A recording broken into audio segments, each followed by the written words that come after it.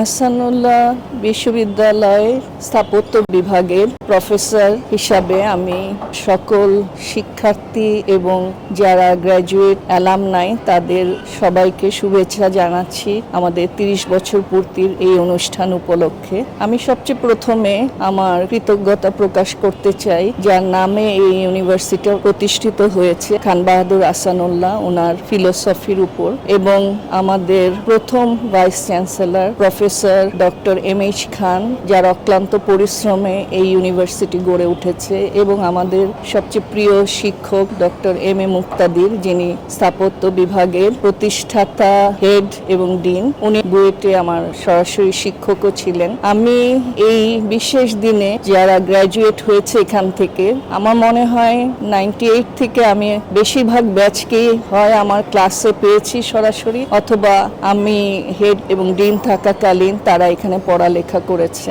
সবাইকে আমি শুভেচ্ছা জানাবো এবং এখানে অংশগ্রহণ করার জন্য সাদরে আমন্ত্রণ জানাবো, কারণ এটা এমন একটা অনুষ্ঠান যেখানে সকল প্রজন্মে যারা শিক্ষার্থী এবং স্থপতি তাদেরকে একটা মেলবন্ধন করার উদ্দেশ্যেই এই বিভাগ এত সুন্দর একটা আয়োজন করেছে 2রা এবং 3রা জুলাইয়ে। আমি আশা করি আপনারা সবাই আসবেন এবং এখানে এই 2টি দিন যা অনুষ্ঠান হবে সেখানে সবার অভিজ্ঞতা এবং কালচারাল যে অনুষ্ঠান হবে সেগুলো এনজয় করবেন। সবার প্রতি আমার অজস্র ভালোবাসা রইল। ধন্যবাদ।